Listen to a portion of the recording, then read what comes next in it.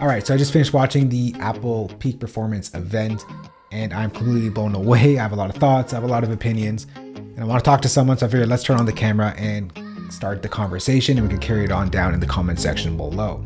Before we get into the nitty gritty, let's just break down what was announced at the Peak Performance event. We're going to quickly go by the star of the show right there.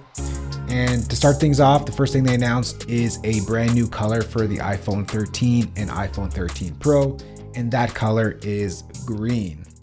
Now, this is becoming a habit for Apple. Every March event, they're announcing or revealing a new iPhone color just to keep the iPhone series refreshed, if you will, because they only launched in September and sort of news dies down about the iPhone. This is a way to bring it back up with a new color, and that color is green. Now, from there, they segued on to a brand new iPhone SE. Here's also an incremental update. Nothing much to report here. You just get an A15 chip inside the iPhone SE phone. Aside from that, you get the same design that is pretty iconic at this point. You get the same Touch ID button. The only thing different here is you get the updated glass. I forget what they call it, but it's a new glass for the front and back. Let's just see how much the price is for the SE. I think they said it's the same price as always, starting from $429. Next, let's move on over to the iPad Air. Once again, this is also, in my opinion, an incremental update. You sort of got the idea that this event was just quick incremental updates and started building up to something really big and new. And we're gonna get there in a moment. So the iPad Air is now featuring an M1 chip. So no longer is it exclusive to the M1 Pros. We now get that M1 greatness in the iPad Air. Also, we get 5G performance. Of course, another way to tag 5G to anything.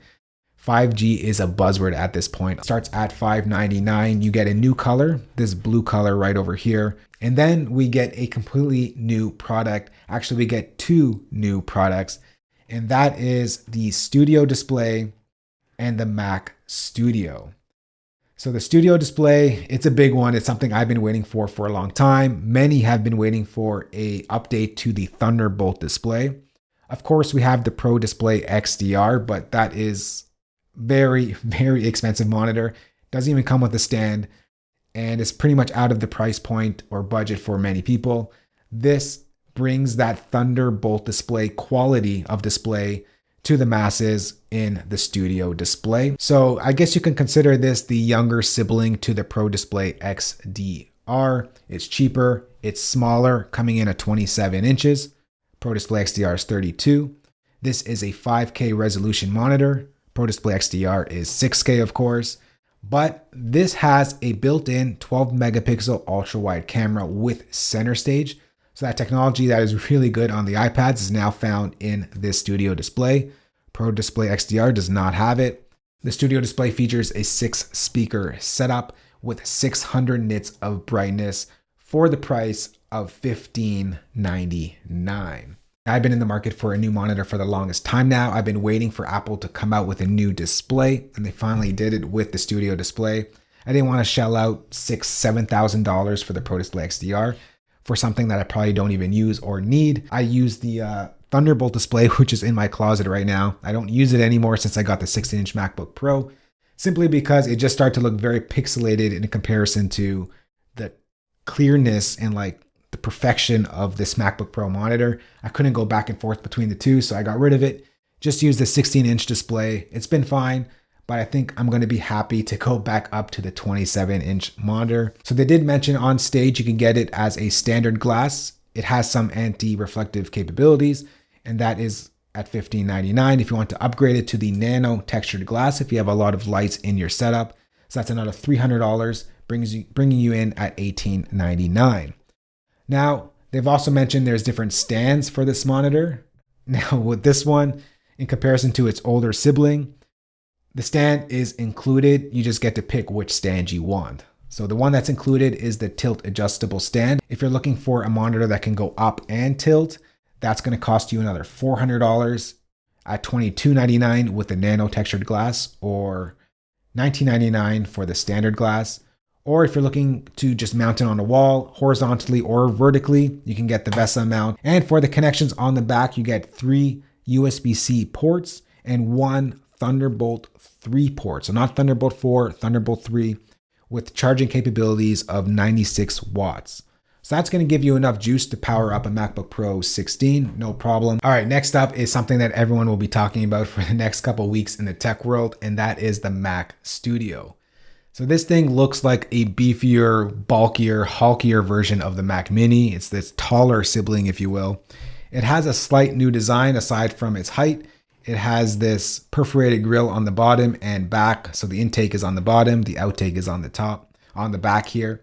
But what matters on this machine is what's on the inside. So inside, you'll be able to configure the Studio out with 2 CPU choices. One being the M1 Max. Now I'm super used to it. I've been using it since it came out on the 16-inch MacBook Pro. I love it. Every day I use it still feels like the first day using it because it's so fast and so fresh, even to this day.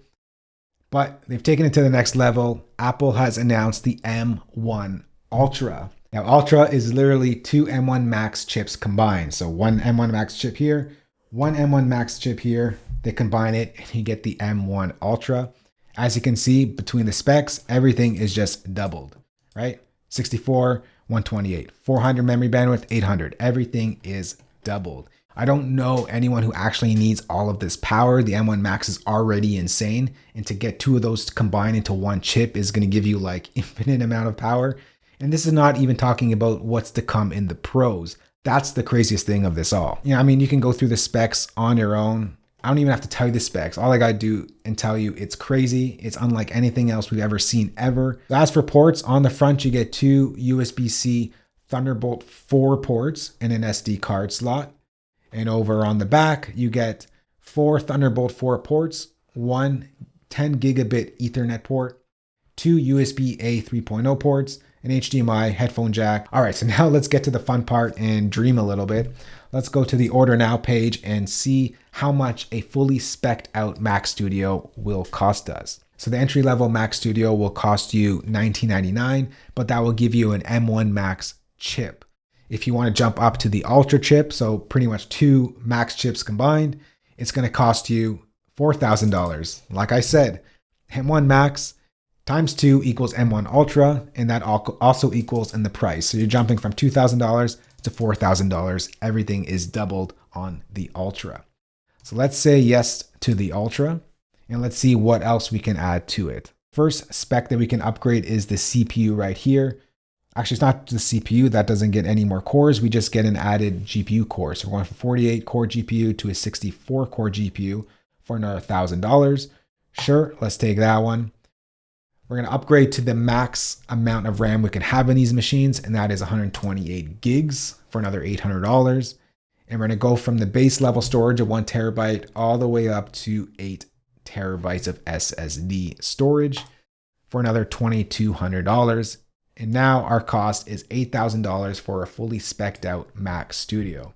Now, $8,000 may seem like a lot, but if you compare it to a Mac Pro, I mean, if you're in the market to buy a new powerhouse computer, I don't even know who would buy a Mac Pro. This similarly spec'd would probably cost you $25,000. This is costing you $8,000 and it's smaller. It's not taking up a lot of space. It's just insane. All right, so that's everything you need to know about what was announced at the Peak Performance Apple event.